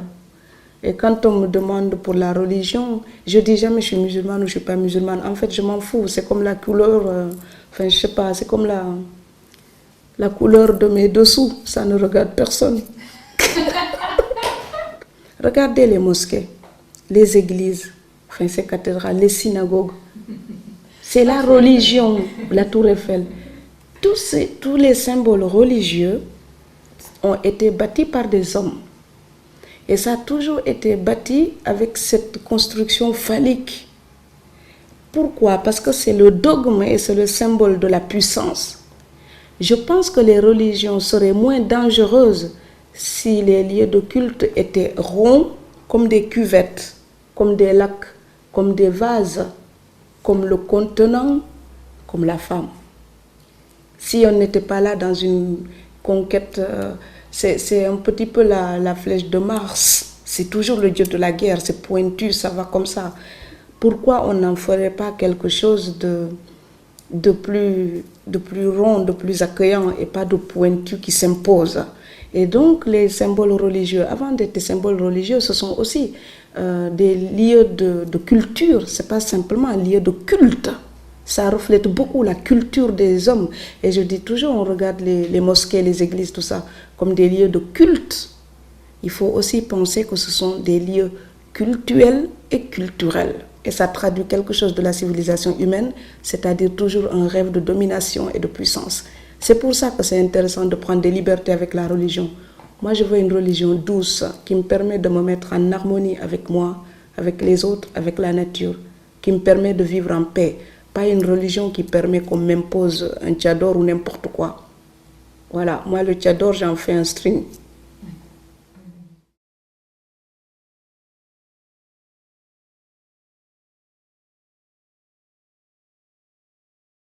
Et sur le féminisme, vous savez, Wole Soyinka dit le tigre ne crie pas sa tigritude, il saute sur sa proie et la dévore. En tant que femme, je n'ai pas besoin de dire attention, j'arrive, je suis une femme. J'ai juste besoin d'être là, comme je pense, comme je suis, pour qu'on sache que ça, c'est une femme et elle ne veut pas qu'on la traite comme un paillasson. C'est pour ça que je dis je suis une féministe modérée. Parce que c'est quand on a peur, qu'on crie, qu'on tape, qu'on cogne. Moi, je suis une femme et je n'ai pas peur d'être une femme. Il me suffit juste d'être une femme pour incarner peut-être le respect que j'ai envie qu'on me donne. Je n'ai pas à le revendiquer, il doit s'imposer. Et quand j'étais toute petite, c'était comme ça, parce que les garçons, ils vont faire des choses, les filles restent à côté avec leur poupée. On n'est pas obligé de rester avec la poupée. On peut jouer à la poupée et aussi grimper sur les arbres. Il suffit d'être agile pour ça. Donc, on n'est pas obligé d'avoir les tresses. Quand j'avais envie, je coupais mes cheveux et j'avais le crâne comme ça, comme les garçons. Et au lycée, j'étais dans le groupe de garçons parce que j'avais remarqué que les filles, elles se laissaient faire. Moi, les garçons, elles ne pouvaient pas faire avec moi comme avec les autres filles. Donc, ils me traitaient comme leur égal. Donc, l'égalité, ça ne se revendique pas. Ça se vit, ça s'impose, c'est une attitude.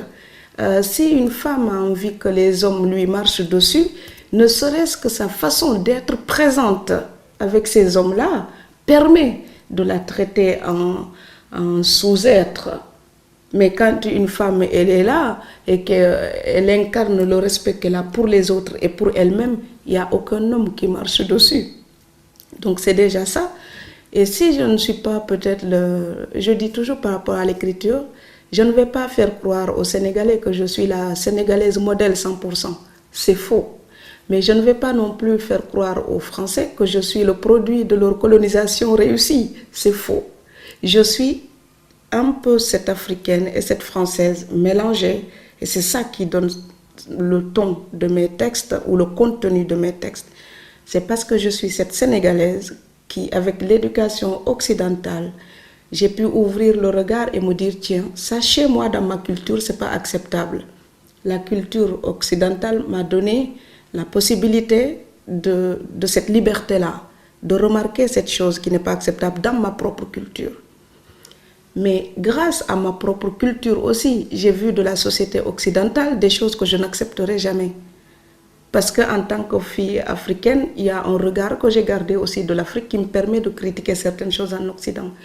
Donc il y a un croisement, et je reviens au mot hybride que j'aime beaucoup, je me sens hybride de culture. Et l'enfance y est pour beaucoup parce que je n'ai pas eu l'occasion d'être éduquée comme une fille africaine modèle. J'ai grandi avec ma grand-mère dans un contexte qui faisait que moi, on me rejetait. Le rejet, c'est une chance. Parce qu'une fois qu'on vous a rejeté dans un cadre préétabli, tout le reste est ouvert pour vous. C'est-à-dire que vous pouvez oser tout ce que les autres n'osent pas. Parce que de toute façon, une fois qu'on a décidé que vous êtes banni, eh bien, il n'y a plus rien de pire. Donc vous pouvez tout essayer. Et c'est pour ça que j'ai eu cette liberté de traîner un peu tout seul et de prendre l'identité qui correspondait peut-être à mon tempérament. C'est-à-dire une fille qui, avant de dire « je suis une fille », je suis d'abord une personne. Donc un individu. Avant de penser sexe, pour moi, sexe c'est un contexte.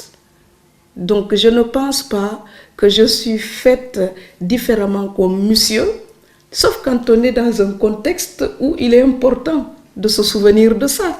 Autrement, je le fréquente et c'est un humain comme moi et on traite entre deux humains. Maintenant, quand j'écris, si j'écris au participe passé, je suis obligée, en disant je, d'accorder avec et eux. Mais vous considérerez quand même que pour les femmes, on ajoute, on n'enlève pas. On ajoute un e, donc c'est un plus. On n'enlève pas, c'est une lettre en plus, c'est pas moi.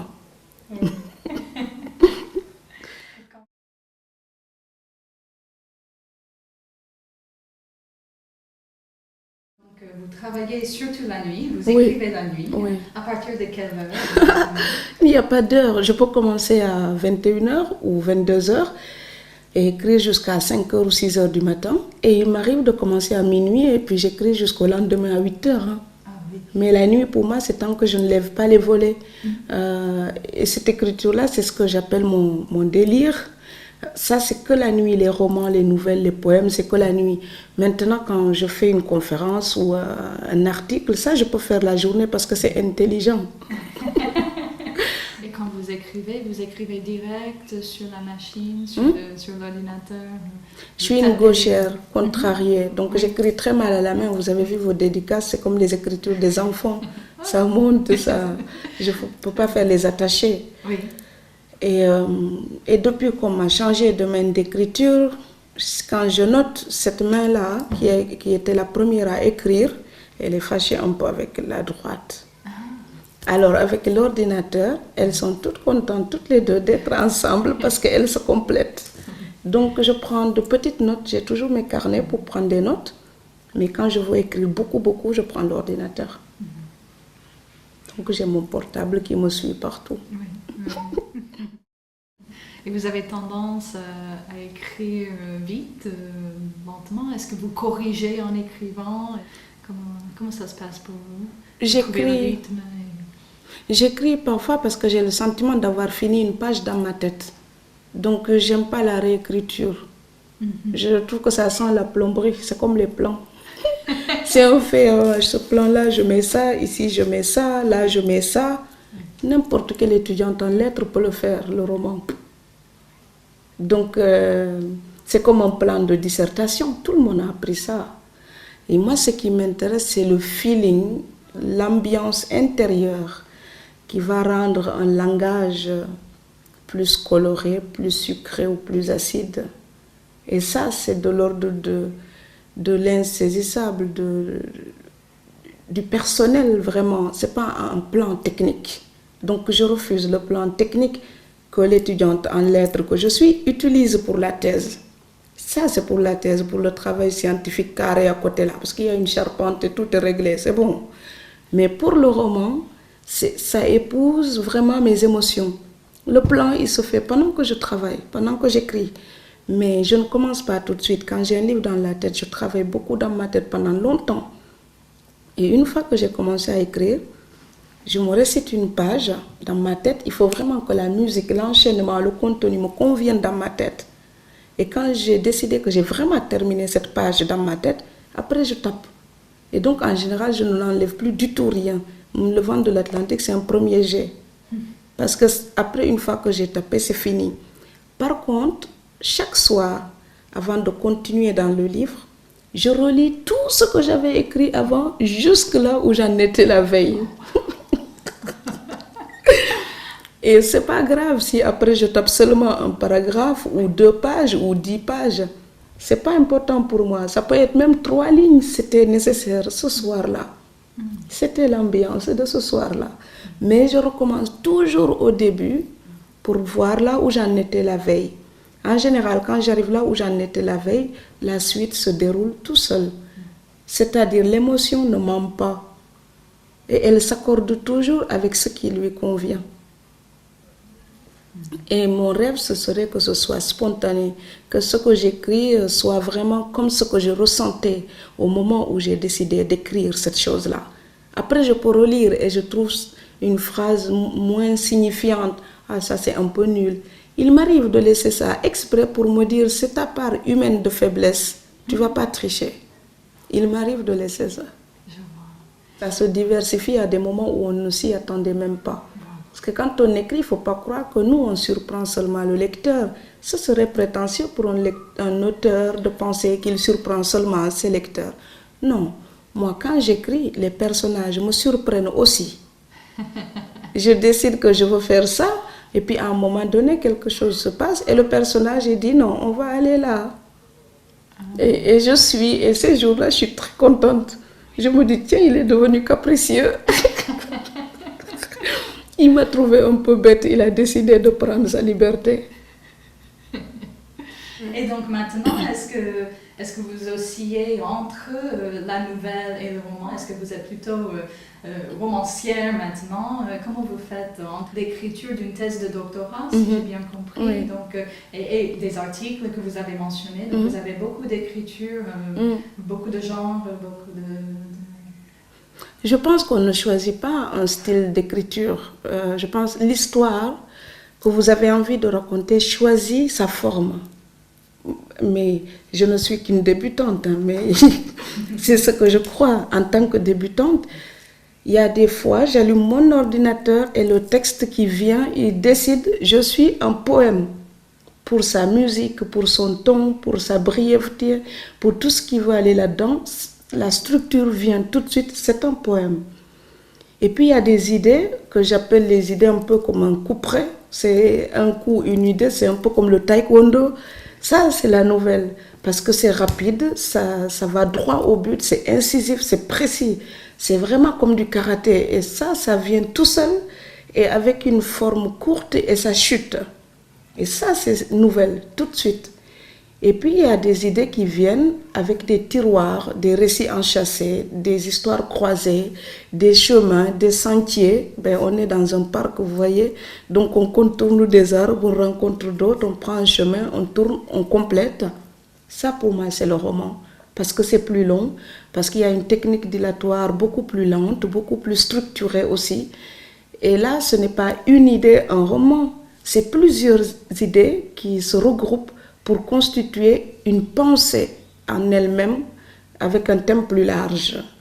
Là, pour moi, c'est le roman. Et pareil, je fais aussi le théâtre.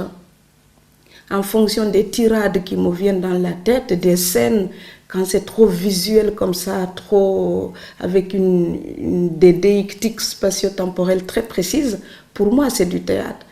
Et c'est le texte qui vient, qui m'impose ce qu'il veut, mais je pense que c'est la même écriture, la même démarche, sauf que la forme dépend de l'idée qui va venir. Excellent. Donc je ne choisis pas vraiment, je fais plein de nouvelles, les romans aussi, mais je pense que j'écrirai toujours des choses différentes comme ça. Vous écoutez de la musique quand vous écrivez? Oui, toujours. Toujours? Oui, j'écris toujours en musique parce qu'il y a une ambiance qui correspond aux émotions du moment. Il y a une spontanéité du sentiment qui s'accorde à la musique. Donc forcément le texte aussi. J'écoute beaucoup la musique où parfois je m'arrête et je danse. Ça dégourdit quand on reste 8 heures comme ça devant l'ordinateur. À un moment donné, quand on se lève et on danse pendant 1 heure et tout, on a la forme et puis ça permet d'enlever le stress, les angoisses, tout ça. Absolument. Je suis très éclectique, je peux écouter Youssou N'Dour, Yandé Kodou ou des suites pour violoncelle de Bach ou alors les Beatles ou Georges Brassens ou Barbara. C'est très éclectique et j'adore Gainsbourg. Alors Bob Marley, respect. Donc j'écoute de tout, je suis très curieuse et j'aime beaucoup la musique, oui. Il m'arrive de parodier une chanson pour me moquer, mais en général, j'écris vraiment des chansons à moi qui partent de poésie, parce que je fais de la poésie. Et donc, parfois, il y a des textes que j'ai envie de chanter dans ma tête en refrain, mais je ne sais pas écrire le solfège. Donc, j'écris dans ma tête un rythme que je peux chanter, même qui n'existe pas forcément, mais j'écris quand même, parce que chez moi, c'est une tradition pour les filles d'inventer des chansons comme ça. Facilement, oui. Et pour danser, pour s'amuser, tout le monde invente des chansons. Alors, le rêve de devenir écrivain, je pense que ce n'est pas possible dans le contexte où j'ai grandi, puisque personne ne lisait, personne n'écrivait, il n'y avait pas de livres à la maison. Et quand vous êtes entouré de personnes qui ne lisent pas, même en faisant les études, je ne savais pas qu'est-ce que je pouvais faire avec plus tard. Donc je suis allée jusqu'à l'université avant de comprendre par exemple que je voulais être professeur de français, et à cause de mon instituteur par souvenir, mais pas parce que la famille a expliqué ou orienté, ce n'est pas leur univers. Donc même dans mes rêves les plus fous, je ne pouvais pas rêver de devenir écrivain. J'ai rêvé de devenir journaliste parce que j'ai vu Sokhna Dieng à la télé et qu'elle parlait très bien français et qu'elle était là, elle maîtrisait quelque chose. Donc j'ai rêvé d'être solide comme cette femme-là, de bien parler comme cette femme-là, et surtout comme elle était toujours très belle, comme les petites filles. J'ai rêvé d'être Sokhna Dieng. Donc journaliste, j'ai pensé. Et puis j'ai rêvé d'être institutrice, comme mon instituteur dans le livre qui m'a aidé vraiment à aller à l'école. Je me disais, si je suis institutrice comme lui, il sera content. Mais c'est bête, c'est des pensées d'enfant. Et j'écrivais uniquement parce que j'étais seule en ville et que dans la journée, je voyais des choses qui m'interrogeaient et il n'y avait personne pour m'expliquer. Donc j'écrivais sur ce qui me faisait peur pour essayer de mieux comprendre, pour analyser. Ou alors je lisais un livre, je lisais beaucoup. Parfois j'arrive à la fin et la fin, je suis triste, ça ne me plaît pas. Je réécris la fin, je prends les mêmes personnages et j'écris une suite pour être bien dans ma peau, pour m'apaiser. Hein. Ça a commencé comme ça, où j'écrivais mes petites révoltes, parce que j'ai grandi dans une société musulmane où les filles, surtout quand elles sont petites, elles n'ont pas le droit à la parole. Moi, tout ce que j'ai envie de dire, c'est important pour moi. C'est peut-être anodin pour les autres, c'est rien, mais pour moi, c'est important. Quand on me demande de ne pas le dire, ma seule occasion pour dire, c'était de confier mes secrets, mes tristesses, mes joies, mes révoltes à mon cahier, qui lui, il ne dit jamais c'est trop ou c'est pas bien, il accepte tout. C'est comme ça que j'ai commencé à écrire. Je n'ai jamais pensé à publier et quand j'en avais beaucoup, je détruisais. En 99 ou 2000, avant la sortie de la préférence nationale, normalement il y avait 18 nouvelles. J'en ai détruit 12 parce que ça commençait à m'encombrer. Je voulais enlever les personnages pour continuer avec d'autres personnages. Et c'est grâce à un ami que celui-là a été publié. Il m'a dit, ça m'intéresse et tu détruis, c'est égoïste. Donc on a fait un jeu. Il me dit, si tu oses montrer à un éditeur, tu gagnes ce que tu veux. À l'époque, je faisais les ménages. Donc j'ai dit, ok, je gagne un super dîner au restaurant. Mais juste pour montrer qu'on a déposé. Donc j'ai demandé un rendez-vous à Présence africaine et la dame, elle me dit, je vais vous publier. Et je me suis dit, oui, elle dit ça pour m'encourager. Et c'est venu par surprise, parce que je ne me sentais pas concernée par le milieu littéraire. Je pensais que c'était pour des gens bien de familles cultivées, de familles bourgeoises, littéraires. Je pensais que pour moi, c'est juste le plaisir d'écrire. Voilà. Moi, comme je dis, j'écris pour apprendre à vivre. Parce que quand j'ai commencé à écrire à 13 ans, je ne savais pas ce que ça pouvait signifier dans ma vie. J'ai quand même écrit. Je sais pas, j'aurais pu aller chanter, voler, danser, peindre sur les murs, n'importe quoi. J'aurais pu faire n'importe quoi en fait. Moi, j'avais l'occasion où tout était possible, le meilleur comme le pire. Et surtout le pire. Donc, j'ai écrit comme on s'enferme dans une cellule de bénédictine pour échapper au danger du dehors. Voilà. À partir de ce moment-là, tout était que possibilité. Et dans l'écriture, j'entendais l'interrogation. Et dans l'interrogation, j'entendais l'impuissance que j'avais de comprendre les choses ou de les gérer ou de les ordonner. On est capable de rien à 13 ans. On est un petit bébé. On peut juste s'étonner de la vie et lui demander qu'est-ce qu'elle a envie de faire de nous. Moi, je ne savais pas ce qu'elle voulait faire de moi. Je sais juste que j'avais envie de vivre et de faire du mal à personne. Mais en même temps, je trouvais le monde très violent. Et ce sentiment-là, il n'est pas parti avec l'âge.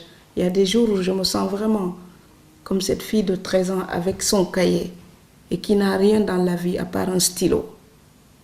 Et tout est puissant autour de moi, j'ai l'impression. Et je me sens faible, impuissante. L'écriture, c'est l'aveu même d'une impuissance. C'est justement parce que tout échappe à ma maîtrise que je suis dans mon abstraction totale à tricoter des mots. C'est tout ce que je peux faire, moi. C'est que je suis capable de rien d'autre. Et c'est une impuissance, mais c'est douloureux en plus. Il y a le plaisir à écrire une histoire, à aller quelque part, à voir une progression. Mais il y a la douleur extrême de voir des problèmes, de se révolter contre ça et de ne pas pouvoir les solutionner. Et je vis avec ça. Donc c'est pour ça que je dis j'écris pour apprendre à vivre. Ma grand-mère, elle dit, on ne peut pas terrasser quelqu'un qui est déjà assis par terre. Vous voyez, dans la lutte, quand quelqu'un décide, moi je suis assis par terre, je ne me lève pas, vous ne pouvez plus me faire tomber. C'est ça pour moi l'écriture. Je ne peux rien faire de tout ce que vous décidez. Je ne suis pas puissante. Je décide de me retirer de tout ça. Et je suis dans mon coin, assise par terre. Vous n'allez pas me faire tomber parce que je suis déjà par terre. Et je suis par terre avec mon écriture. Terrassée peut-être par la vie, mais terrassée assise avec le regard bien droit pour dire quand je ne suis pas d'accord, je vais le dire. J'ai qu'un stylo, mais je vais le dire. Et mon grand pouvoir, c'est la légèreté de mon stylo. Cette absence totale de force est ma propre force. Puisque je n'ai aucun pouvoir, le peu de choses que je détiens n'intéresse peut-être personne, on ne va pas me le prendre. Donc l'écriture, c'est ma bulle d'oxygène, c'est ma bouée de sauvetage. C'est ce qui me permet de vivre, ce n'est pas un travail pour moi. C'est de la passion, c'est une nécessité vitale. Ça n'a rien à voir avec un travail. Jusqu'à maintenant, j'ai toujours éprouvé le besoin de trouver un emploi pour gagner un salaire. Parce que quand j'ai une fiche de paie, j'ai le sentiment de travailler en tant qu'être humain. Mais travailler au sens latin du terme tribariare, comme torturer, l'effort vital nécessaire, je le fournis pour avoir une fiche de paie. L'écriture, ce n'est pas l'effort vital, ce n'est pas mon travail, c'est ma manière d'exister au monde.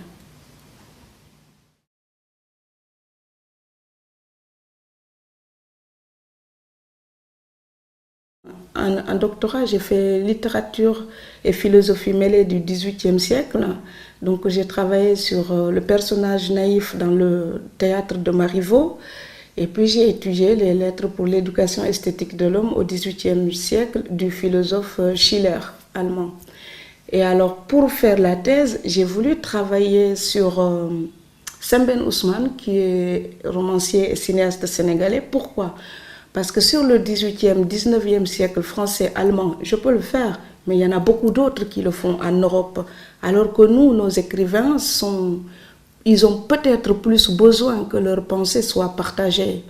Et aussi pour l'admiration que j'ai pour cet homme-là, comme on dit aux États-Unis, il est self-made man. Et j'ai beaucoup de respect pour un autodidacte qui a quitté l'école à 14 ans, qui a suivi son chemin. Il était maçon, mécanicien, charpentier, pêcheur, puis ancien combattant, puis docker au port de Marseille pendant 10 ans, puis syndicaliste, marxiste, très social et révolté pour le bien des humains. pour moi, c'est quelqu'un d'immense. Parce que je pense qu'on est grand pour le regard qu'on porte sur l'humanité et son avenir. J'ai trouvé ça chez lui.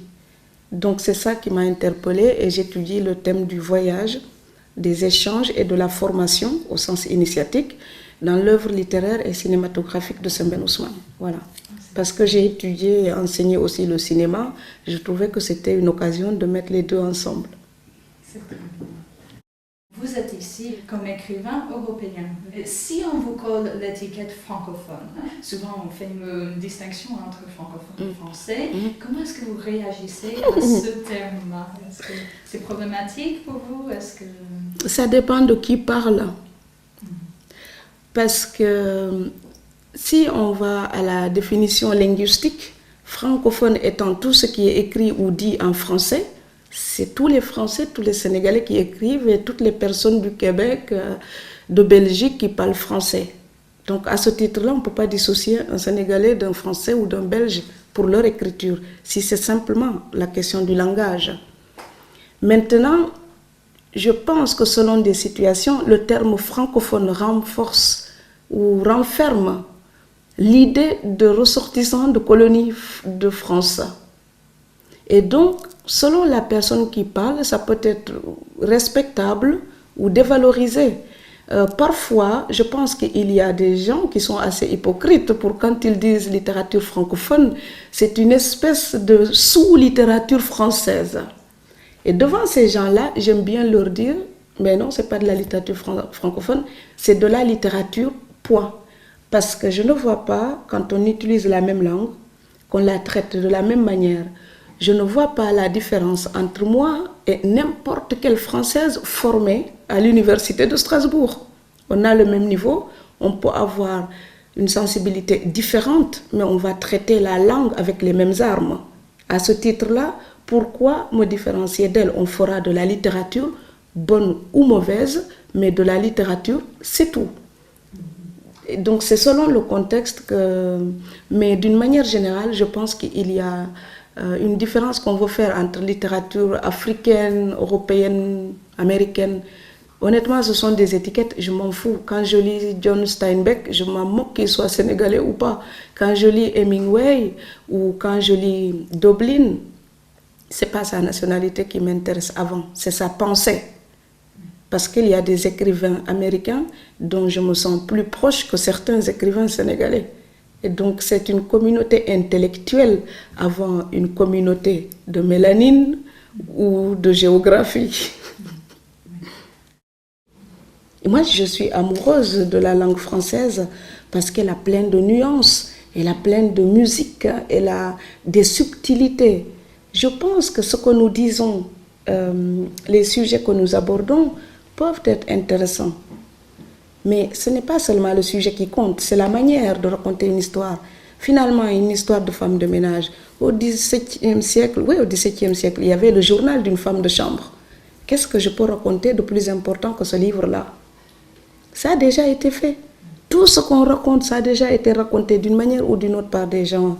Et c'est notre façon de raconter ça qui est intéressante. Et c'est la langue qui le permet. Et moi, j'aime bien la citation justement de Marguerite Yourcenar, puisqu'on est chez elle, dans les mémoires d'Adrien. Elle dit, quoi qu'on fasse, on reconstruit toujours le monument à sa façon, enfin à sa manière. Mais c'est déjà beaucoup de n'employer que des pierres authentiques. En jouant avec la langue française, on arrive à se fabriquer toujours des phrases authentiques. Il suffit de mettre des mots, de les changer de place selon son tempérament à soi, pour sortir une langue française qui nous est personnelle et qui dit nos émotions à nous, même si le sujet a été déjà 100 000 fois traité. Je pense qu'on n'invente rien de nouveau. Par contre, on invente notre propre manière de sentir et de dire.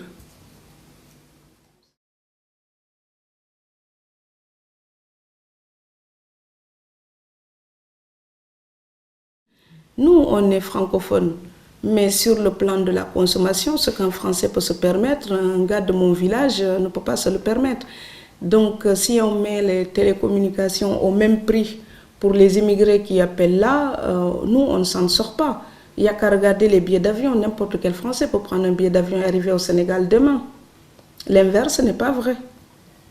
Et pourtant, les Sénégalais payent un visa pour venir ici, et pas les Français. C'est pas juste. Si je tape pour entrer dans votre chambre, si vous venez dans ma chambre, vous devez taper. Simple question d'équilibre. Donc, eux, ils disent que c'est pour doper le tourisme. Je veux bien qu'on dope le tourisme, mais je veux bien que psychologiquement, les gens se sentent libres et égaux vraiment. Voilà. Le Sénégalais, il n'a pas l'impression d'être égaux, enfin, d'être l'égal du Français. Puisque lui, il est sur sa plage, le Français, il peut venir et puis on clôture des plages privées pour les touristes. Et les Sénégalais, ils passent à côté, dans les plages sales, ils n'osent pas aller dans les plages propres. Et eux, pour venir, ils doivent payer 300 francs pour le visa. 300 francs français, c'est 30 000 CFA, c'est un salaire d'ouvrier. Pourquoi moi, je dois payer pour venir en tant que Sénégalais ou Sénégalaise et que n'importe quel, le dernier des Français, il prend son sac de voyage et il débarque en terrain conquis. Donc c'est comme si la colonisation, c'était pas fini. Puisque eux, ils sont chez eux, chez nous, mais nous, on n'est pas chez nous, chez eux. C'est pas juste. Mais je ne le dis pas pour rejeter les Français. Hein. Je le dis juste parce que idéologiquement, c'est important qu'on se sente sur le même pied d'égalité. Oui. Et puis même, vous avez les Européens, quand ils arrivent en Afrique, ils sont dans les beaux quartiers. Les Africains, quand ils arrivent en Europe, ils sont dans les quartiers pourris. Donc l'échange n'est quand même pas le même. À un moment donné, il faut peut-être que la mondialisation va permettre de mettre les richesses à la portée de tout le monde, mais je n'y crois pas. Je pense que ce sont les Africains qui doivent se sentir tout à fait responsables pour prendre leur destin en main. Si l'Occident devait les aider, ce serait déjà fait. Et il suffit de mettre l'équivalent du budget de la Coupe du Monde dans un pays africain en même temps que la Coupe du Monde. Chaque année, enfin chaque Coupe du Monde, si on faisait ça, tous les pays africains seraient déjà développés. Le Sénégal, c'est 10 millions d'habitants. C'est moins important qu'une grande ville américaine. Si on voulait développer un pays comme ça, un seul pays européen peut le faire. C'est vraiment pas grand-chose, mais c'est pas une question de moyens, c'est une question de politique. Et une question de prise de conscience. Oui. Je ne comprends pas que les Africains puissent se mettre toujours « il faut nous aider, il faut nous aider ». Mais non, quand votre maison brûle, vous n'attendez pas le voisin, vous commencez à éteindre. Je sais qu'ils luttent, je sais qu'ils travaillent en Afrique, mais il faut qu'ils soient encore plus conscients que leur avenir est dans leurs propres mains, que ça ne viendra pas d'ailleurs. C'est un gros mensonge. S'ils y croient, ils se trompent. Maintenant, peut-être que je suis pessimiste en disant ça, mais je ne peux pas dire le contraire parce que je ne le crois pas. Parce que moi, quand je me cassais la gueule, il n'y a personne qui est venu me sauver.